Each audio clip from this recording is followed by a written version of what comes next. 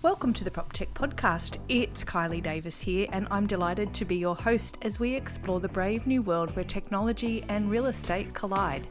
I passionately believe we need to create and grow a sense of community between the innovators and the real estate agents, and sharing our stories is a great way to do that, especially in these crazy times we find ourselves in. Now, the aim of each episode is to introduce listeners to a PropTech innovator who is pushing the boundaries of what's possible and explore the issues and challenges raised by the tech and how they can create amazing property experiences. And my guest in this episode is Fatek Chamma, Chief Experience Officer from Proppik. Now, many of you may know Fatek from his time at Domain, and Proppik launched at ARIC last year, born out of the Dexar Group originally, but now representing a much broader group of stakeholders. It's a modular system of solutions to common real estate issues, from CRM through to franchise management, and it's all based around the Salesforce system, which lets the Proppik team iterate technology and new solutions really quickly.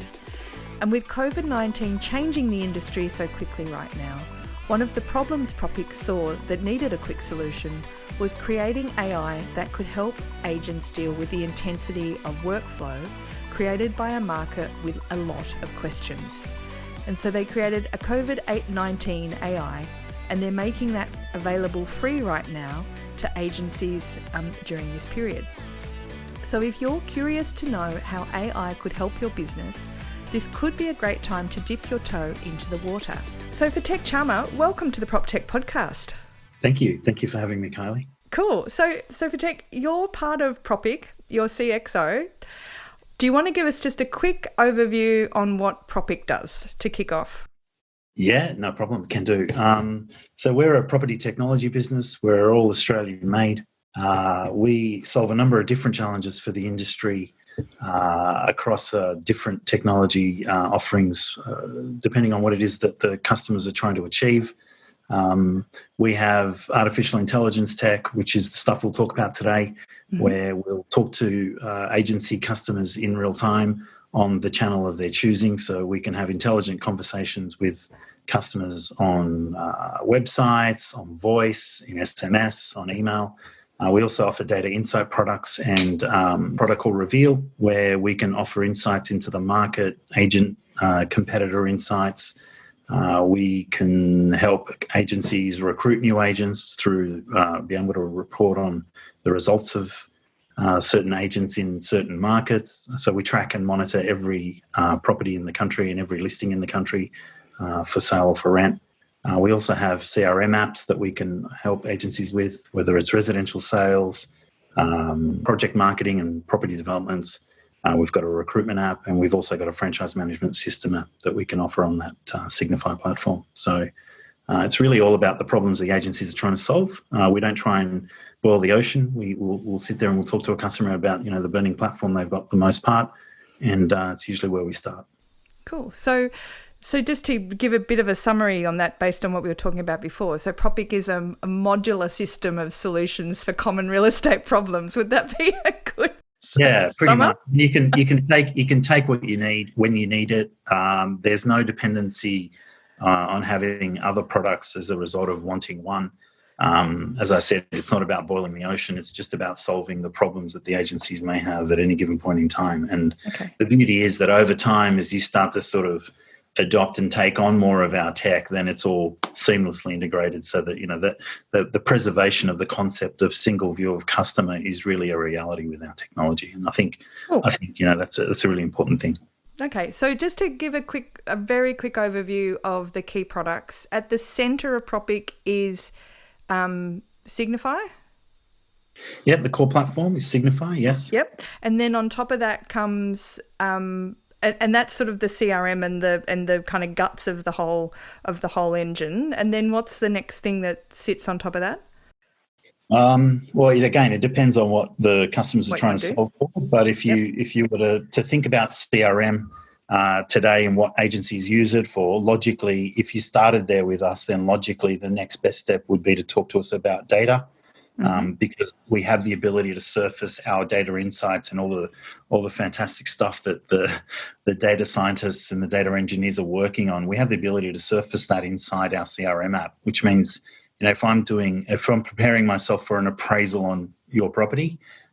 Then as I start to enter information about your property into my CRM app, I start to be presented with contextual data insights about that property, about the area the property is in, the type of property that it is, so that I'm already starting to get information about that meeting without having to go somewhere else to try and get information about it, which is what I would do normally. So that's probably the next logical step for me is where you'd go if you started with CRM. And what's the name of that part of the product?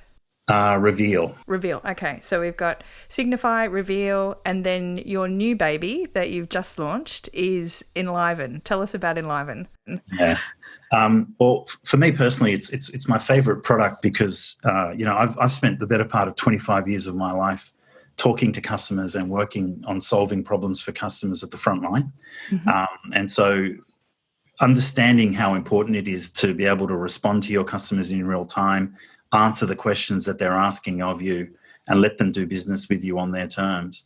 Only means that a product like Enliven AI really gives you the firepower to do that on mass that's really never been seen before in a digital platform. And the AI has the ability to have millions of conversations at the same time if it needs to.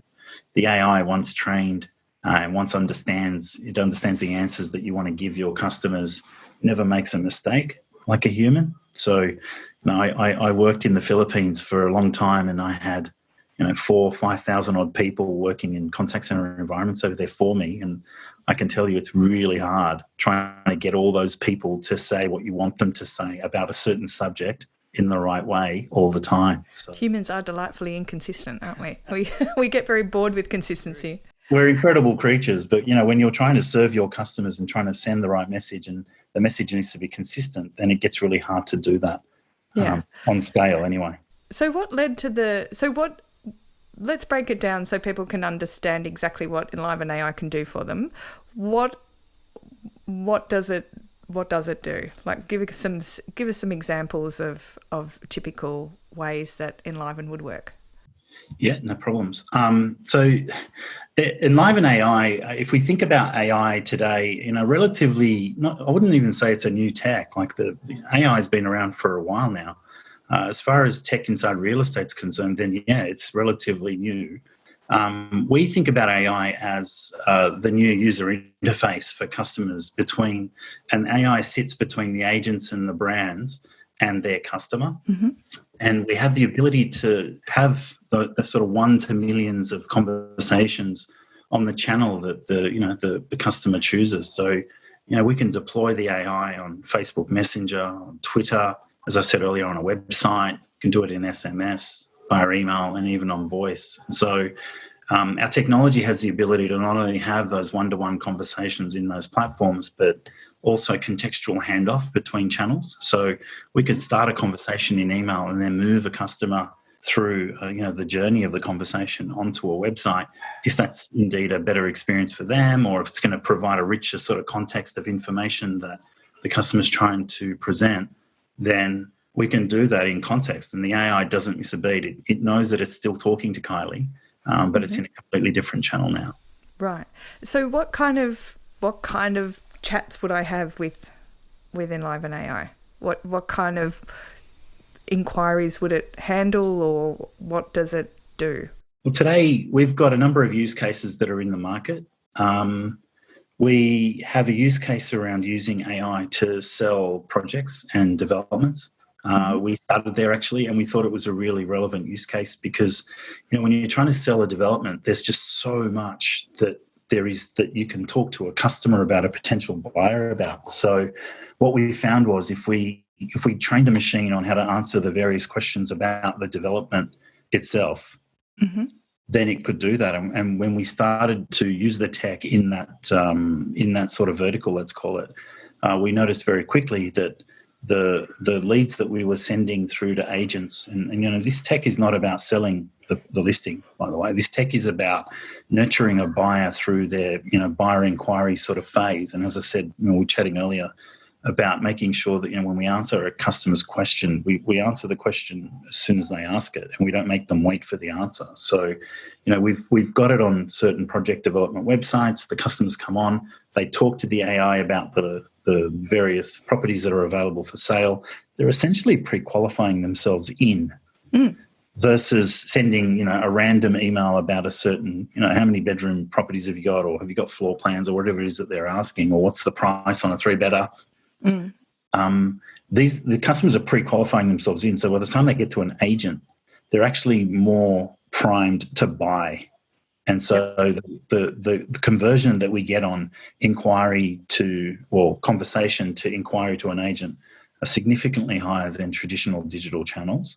And the conversion that we get from the leads we give agents are higher than they would get from other channels, because the customer's done a lot of the work for themselves, right? So you've released this during sort of the COVID-19 kind of lockdown or shutdown period. Tell us about that launch? Like, why have you launched it now? So COVID-19, the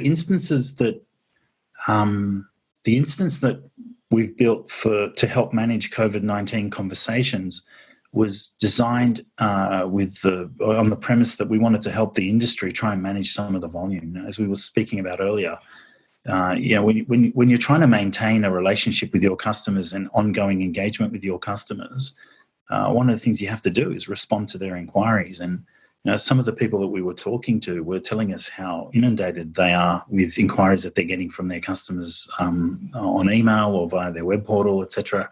And they were struggling to keep up. And there's obviously been a fair amount of rationalisation of workforces in the industry over the last few weeks and months. There's no business in the world at the moment that's impervious to that.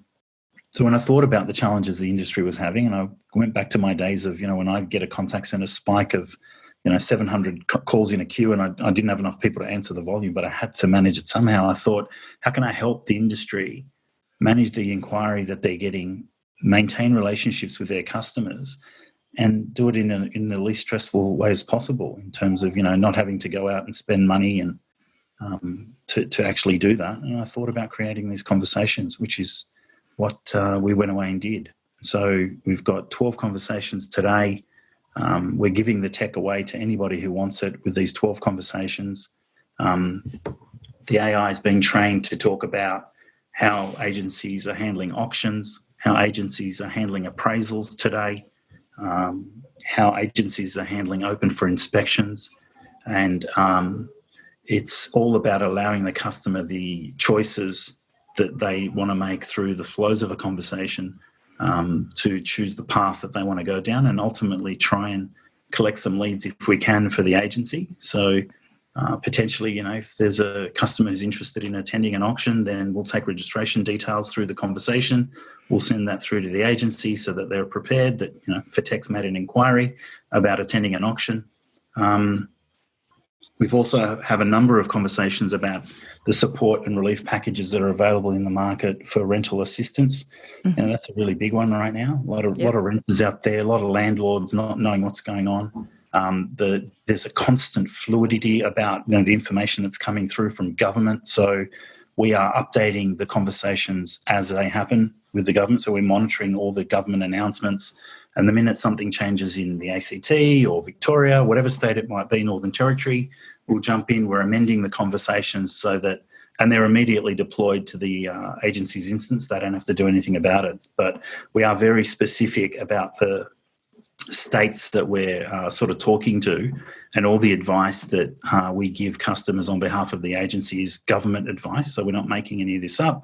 We're taking straight from the government. We're using government links for, if I'm a Queenslander and I qualify for a support benefit around rental, then we'll take a customer to the government website where I can fill in a page to actually seek assistance. So it's a real hand-holding experience that we provide our customers through this technology to help them, I've coined a phrase recently, scratch their itch. They've got an itch, they need to scratch the information they need.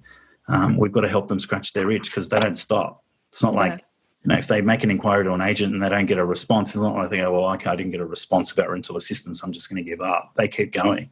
Yeah. And then that creates even more volume, doesn't it, for agencies to try and manage? There is no avoiding this.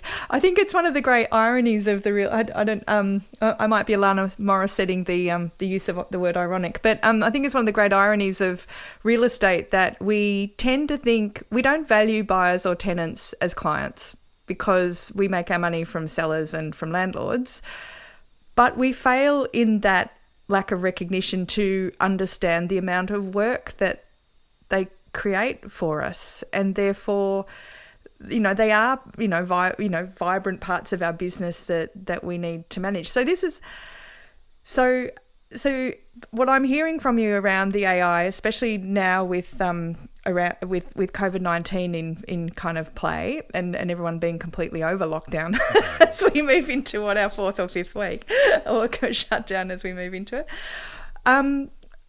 This is a great opportunity for this is a time when the two parts of your four-step client matrix are going to be giving you a lot of work that you probably can't physically deliver to.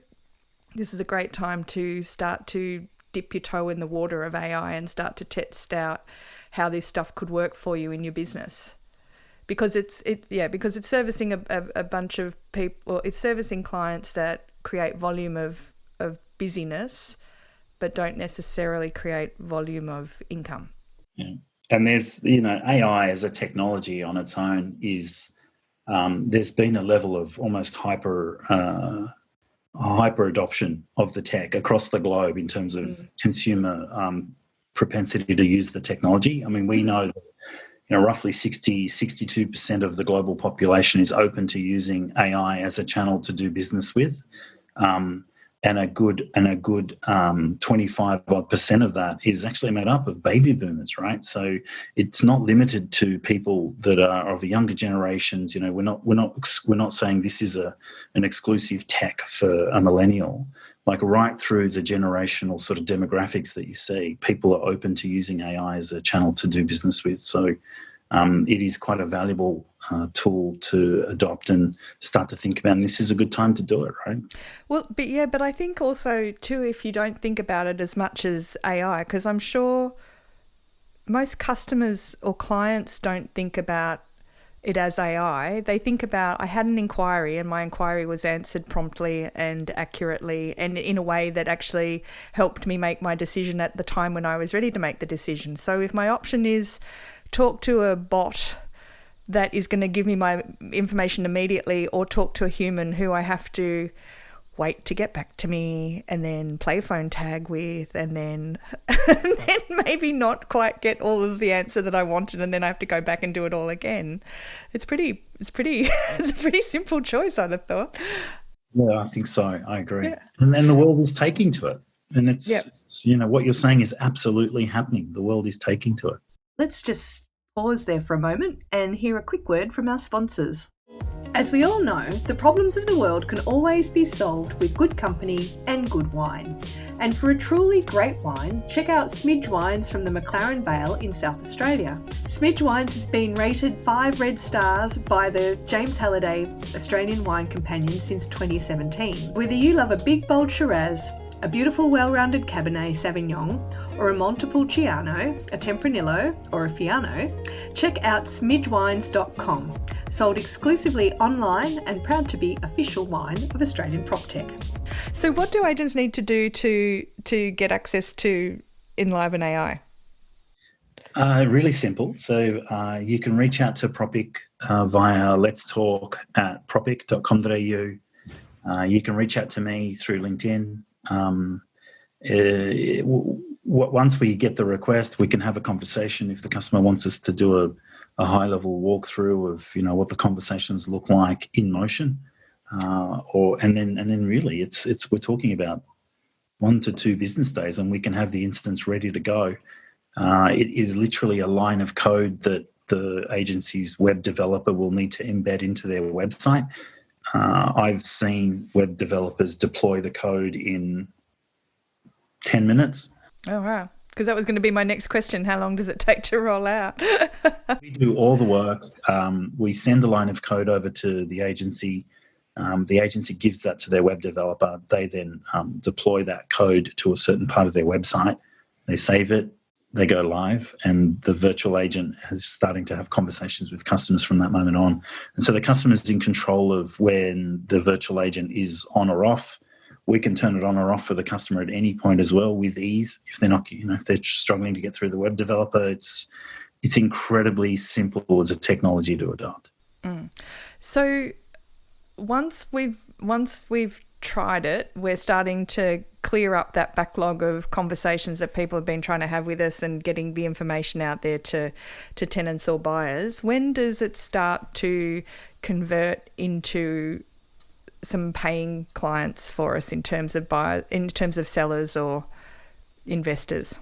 I've built conversations for finding sellers into this instance because I figured, if you're helping your existing tenants, you also need to help your buyers and you need to help your sellers. I mean, this is about making sure that the agency is available to the community as the community needs the help. So there is a conversation in there about doing appraisals and trying to sort of find leads for agents through the technology, as well as trying to find leads for buyers, etc., for any listings that they happen to have at that moment. So it's already in there. And they will get leads from it for appraisal. Because there'll still be people in the market today through force of necessity because, they've been displaced and they need to sell their home, et cetera, that need to sell their home. So there'll still be some activity. So how does the activity that Enliven AI is capturing as part of this instance, how does that feed back into your CRM, or how does it kind of, like at the moment, it's what you're explaining to me sounds like a great, but sort of a bit of a chatbot on steroids. So what's the bit that comes after that then makes the information, that joins that information that has part of the conversation back into your CRM or back into the, that feedback loop? So we keep a transcript of every conversation that the AI has with the customer. Mm-hmm. We can send those to the customer as they wish. There are certain conversations that we've got built at the moment that are that result in us trying to capture, as I said earlier, trying to capture a lead of some sort for the customer. So in the event that somebody does give us personal information and says, look, I do want to attend an auction, or I am thinking about, an appraisal for my property, here are some contact details, get someone to call me or contact me on email. We can capture info. We actually, for the sake of getting this out into the market quickly and supporting the agencies out there through the COVID-19 pandemic, we haven't done any API to push anything straight back to a CRM app. We do have the capability of doing that, obviously, for customers that take on an instance beyond that for other purposes like developments or website concierge products that we've got today. But in this instance, we'll just send email transcripts to a point of contact who will then run their eyeballs over the transcript and then send that through to the right person to then go away and action. Right. So, but if I subscribe to the whole Proppik system, Fatek, what would that experience be? So, so if you're going to go with the free light version, you get the transcripts back and you can manually extract the data out from that might lead to a lead. But you can rest assured that all the busy and the noise is being handled in an appropriate way. So there's a benefit there. But then if you're thinking, okay, so this is pretty cool, now I actually want to understand how I could expand this into my business, what does that look like? So we do have the ability to push inquiries that we get from Enliven into the Signify CRM. So if a customer inquires, we'll push it into the CRM. We'll create a contact card if the customer doesn't exist. Depending on the rules of engagement of that agency and how they want to treat leads, then we can work out how to farm the leads to specific agents inside that business on a weighted scale, if that's indeed what it is that they want to do. So there's that level of integration that we've got with Signify. If the customer is using a CRM and the CRM has the right APIs to receive leads from external sources, then potentially we could also look at building the feed to their CRM that way if they wanted. Right. And so does it do any, data matching. So I've inquired. I'm a tenant who has been looking at finishing up because soon in my rental, as soon as this stuff's all over, because I want to sell my unit that I own somewhere else and then buy locally. So I'm a potential sales lead as well as being a tenant and also a potential buyer. What's it going to... I know that, but you don't necessarily know all those other things about me. How is the Proppik system going to reveal this information about me? So if you're an agency that uses Signify as your CRM app, then because of our data model and how we preserve the single view of customer, agnostic of what the agents or agencies want to do with their rules around, Fatek's ability to see your clients and vice versa.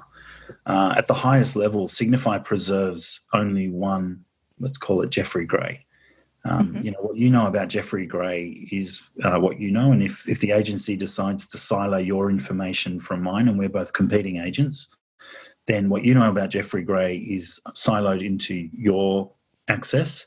What I know about Jeff Gray is hidden from you. But when you take it to the highest level, there's only one Jeff Gray in the CRM. And, if I'm a principal, then I've got the ability to see everything about Jeff Gray in my organisation. Now, if we can do that at the highest level, agnostic of what happens underneath it, then we can also see if a customer is a renter of the business, and then subject to how the agency wants to treat inquiries from those types of people. The CRM is highly configurable because we build on the Force.com platform, a Salesforce platform, which means, we get the ability to leverage on, their $750 million that they spend every year on research and development to build their platform. All that fancy stuff that they've done, we leverage. We don't have to write that code, right? So, we've got tools that they've got in Salesforce called Process Builder, which means we can design that process you just spoke about into the technology. And then the minute that customer makes an inquiry, if it fits inside that process builder criteria, then we just take them on that journne.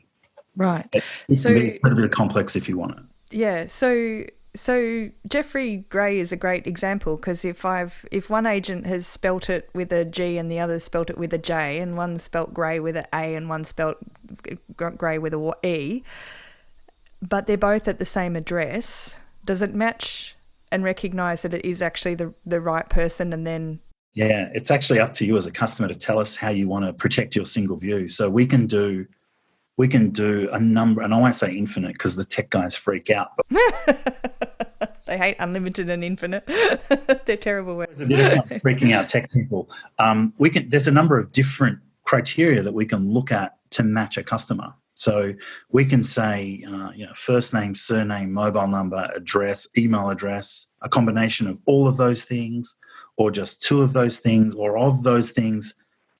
Some of them are fuzzy, some of them are hard matches. So it's really configurable to what the customer wants us to do to protect that.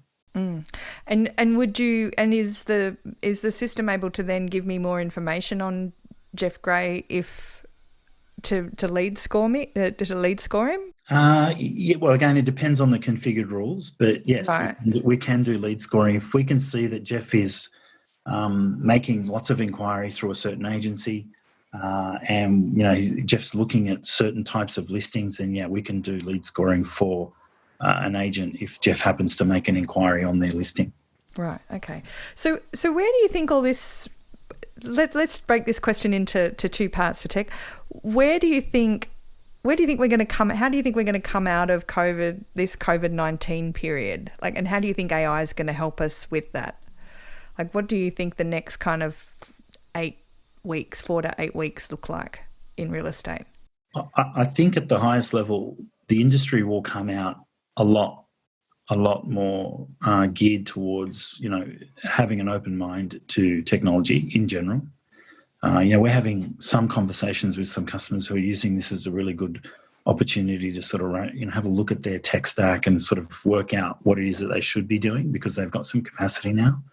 I think from an AI perspective, the customers that we will work with over the next few weeks and months, I think we'll see immediate value in what the technology can do for them because we're going to handle what I would refer to as some low-hanging fruit in terms of conversation management for them. And what that will do is free up their people's time. You know, their resources are constrained to some degree at the moment. It'll free up their time to focus on things that are going to allow that agency to focus back on their core and work out what they need to actually do to get out of it, in 8 weeks' time. So, you can continue to struggle and try and sort of, be that swan under, the legs under the water, sort of paddling away feverishly. Or you could be the swan at the top that, just looks like it's going along quite gracefully because you've got the capacity to do it. Because stuff that you shouldn't have to focus on is being managed for you by tech. Yeah, because, I think this technology is the sort of stuff that allows you, that lets you decide if you're going to be the center of, if as an agent you're going to, and as a business you want the technology to amplify all the stuff that you're amazing at and to let you scale it and do it to more people more frequently, more often at a higher quality, or whether you want to hold on to this old-fashioned notion is probably unfair, but this notion that the people have to be at the heart of every conversation, which means that you become a bottleneck for every conversation, which means that you can't actually offer the same quality or level of service to as many people. You actually become physically limited to it. It's actually absolutely correct. And we're certainly not saying that we want to replace an agent or a property manager, but what we're saying is, let us handle the stuff that you generally don't need to handle. Let us nurture your buyer or your renter or your landlord or your seller to a point where they feel like they have enough upfront information to actually then want to continue a conversation with a human. Mm-hmm. And when the human is engaged, as we're learning from some of our real estate agents who receive leads today from Enliven on project development sales, for example, they're happier to want to talk to those customers because the customer has opted in to the listing. They've opted into the property. They know more about it. So as a result, their job's made significantly easier. And that's the type of sort of nurture that we want to do in terms of the real-time conversations that tech has with the agency customers, is just prime them and prep them for the agent, and make the agent's life a lot easier as a result. Let's just pause there for a moment and hear a quick word from our sponsors. As a real estate agent, you know you need to be doing more content marketing, but creating posts for social media, creating videos and reports is hard work, lots of hard work, and it takes time. So that's why you need HomePrezo. If you're a typical agent posting 1 or 2 social media posts a week, HomePrezo can save you between 75 to 100 hours a year. How many more properties could you sell if you had that time back? HomePrezo can help you create engaging, informative videos about how the property market in your local suburb is performing. Plus, it makes creating suburb reports, rental videos for landlords, and social media infographics an absolute piece of cake. If you can type in a suburb or type an address, you can create a Prezo using HomePrezo in just a few minutes. Listeners to the PropTech podcast receive a 14-day free trial. Now that's twice as long as the normal free trial. So go to homeprezo.com.au and click the sign up button and use the code PropTech to get your extended free trial. Or click the link in our show notes. And it's a great time right now to kind of think about what we've just been through, isn't it? And think about what's about to come, because we've been, like, life was just insane before all of this happened. I mean, I don't know about you, but I was running around like a headless chook. And it didn't seem to matter what I did on my to-do list, which was a very long to-do list. It always seemed to be the wrong thing at the wrong time because something else was always more pressing.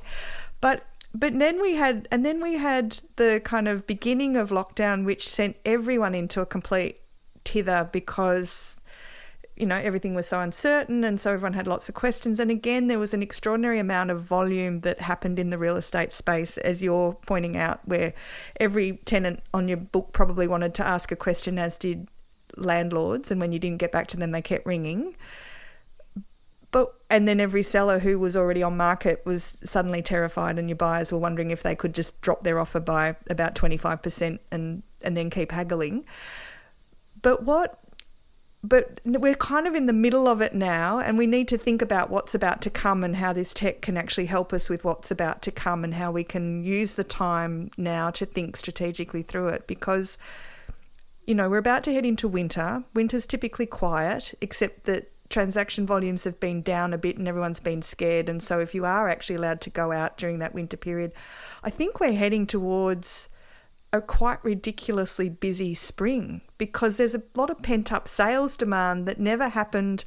It didn't happen over Christmas, especially in some states because of the fires. It didn't happen over Easter because of COVID. We're going to hit spring if we're allowed out of our houses, and it's going to be insane. I've been thinking the same thing. I agree. I think if we're released from isolation into the wild, I think it's going to be a relatively busy spring. Yeah, and even if it's staggered out, and also, a lot of agencies have responded by cutting back staff, so they're actually going to go into that busy period behind the eight ball. So what should they be doing with AI now to get ready for that period, Fatek? I think that this is a perfect opportunity to obviously learn about the technology and its capability. It's an incredibly safe environment to do it. There's no commitment. You come in, you take it if you want it. We'll help you through the challenging times that I imagine people are experiencing. And when you think the job's done, then you just turn it off if you want. Beyond that, if you decide that this is something that you think you can live with, the world is your oyster, because for the rest of mankind's time, unless we all plug into the cloud at some point, and we've just got information at our disposal because we're all connected to the internet. Matrix style, back of the head. Well, they're working on that tech today, right? So there's lots of reports out there that'll tell you'll be connected to the cloud inside of 10 years, but that's a different podcast. But for the most part, customers will always be customers, Kylie. They're always going to be remiss of some type of information on things that we do for them. So this type of technology will always be able to help people educate, make their customers aware of what it is they do, how they do it, why they do it, because that's what customers want today. They're looking for an end-to-end experience. It's not so much about, just answer my question and I'm done. The experience today is almost more important than the product and service that people offer their customers. So as long as we've got customers, we're going to have people that don't know what it is that we do, and we have to answer those questions. Yeah. And look, questions are great. Like, questions are a sign of curiosity, and curiosity is a display of interest. And so when clients are asking you questions, that means they want to know more and that they are really genuinely engaged with what you're doing. So we shouldn't be treating them as nuisances. No, absolutely not. So let me understand a little bit more about Proppik, just for our listeners out there. How long has Proppik been around? It started off as part of DEXA. You mentioned Salesforce before. Just give us a little bit of background on Proppik.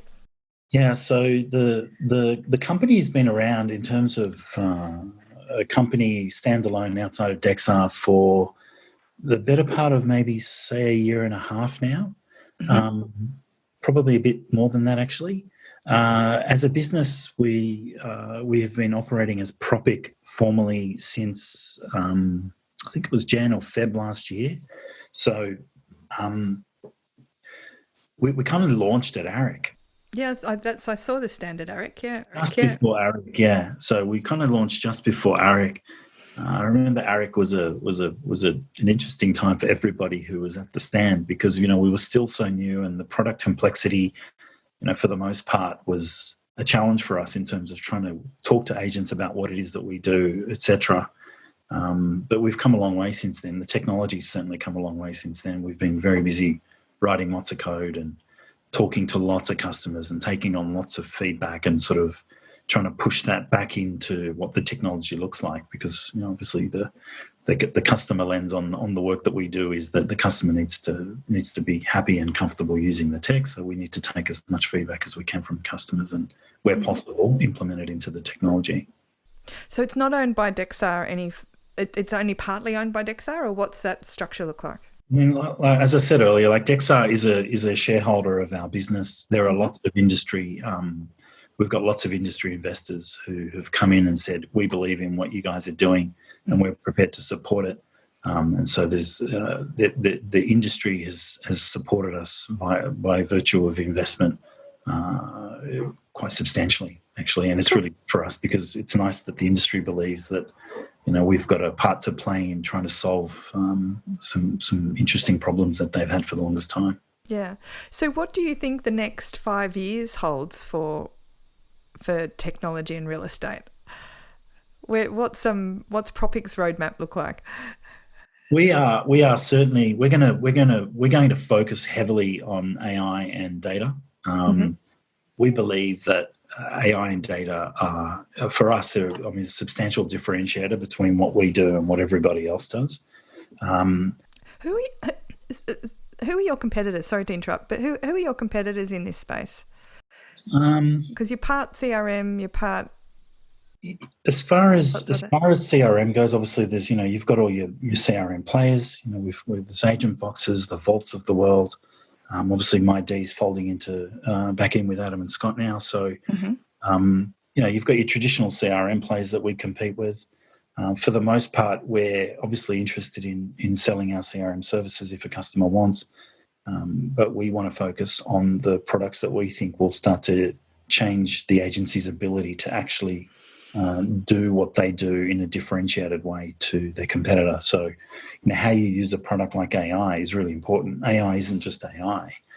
The conversations that I use our technology for on our website are very different to the way some of our customers are using it, right? So, with AI, there's this whole world of persona creation, persona management, and you can give your AI a persona, and you can take that persona concept as far as you want. So you can. I know people that are using AI in the most incredible way, where they've created a persona for their AI, and they're getting their humans to serve customers in the AI's persona. Yeah, okay.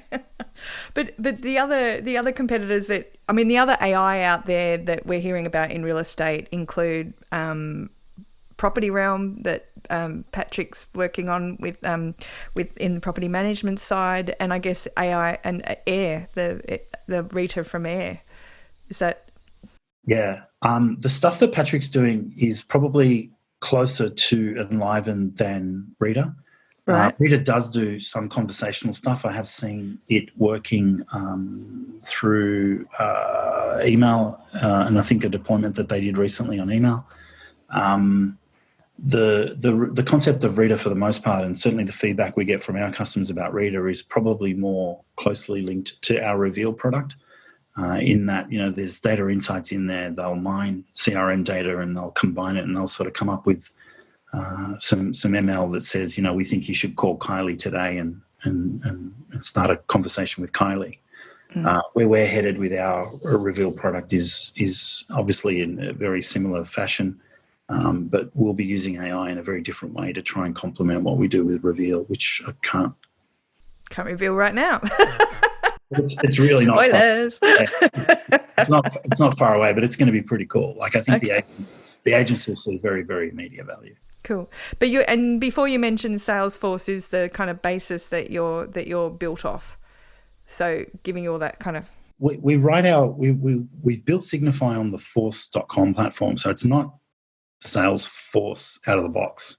Right. So we get a lot of customers going, Salesforce, no, it doesn't work in real estate. And they're absolutely right. Salesforce on its own, out of the box, does not work in real estate. It's probably the only vertical in the world that Salesforce themselves have not been able to crack. Right. And it's because they're out of the box sort of opportunities and sort of contact management, et cetera, isn't designed for the real estate model. What we've done is we've written code on the Force.com platform that is bespoke specifically to real estate, which means when you go through Signify and you're adding an appraisal, for example, you want to do an appraisal, you add a listing, we'll take you on a very specific customized journey of what that looks like. So it's really specific to the real estate vertical. We're not trying to force a round peg into a square hole. It's written specifically for the industry, so that it matches the not only the data models the industry expects, but also the process and the workflows that they're expecting to see if they logged into a different CRM app. Cool. And so I interrupted before, but let's get back to what the next couple of years holds for Proppik and where you guys are going. More AI? Yeah. Well, it's about, for us, it's about AI and data. We certainly won't, we're not taking the foot off the accelerator with our CRM apps, not by any stretch. But we want to move towards a world where our customers have the ability to do the things they need to do without having to go to 2 or 3 different places to do it, and without having to manually stitch things together as they have to do today, grab info from one system and put it into something else, and then they got to do a bit of a hack, etc.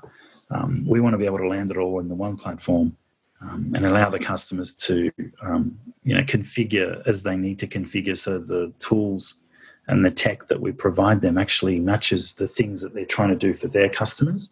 And so what allows you to sort of configure the tech to match your way of working without you having to change your way of working to suit the tech. Fantastic. And as part of that, not having to change your way of working, we discussed before too that it's modular, so you can sort of start with one thing and then add more in, and it will play nicely with most other bits and pieces, so you can phase things in or out as, use existing technology with a lot of it already anyway. Yeah, that's right. Yeah.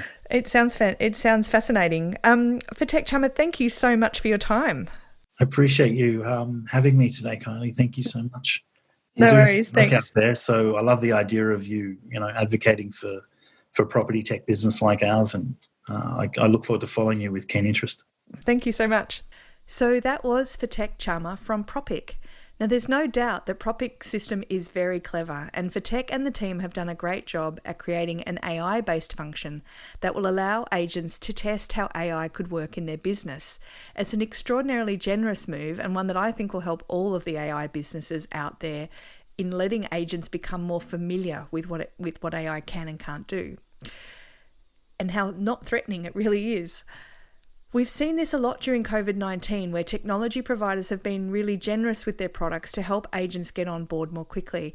It's made me personally feel really proud of the prop tech industry that so many of us have leaned in.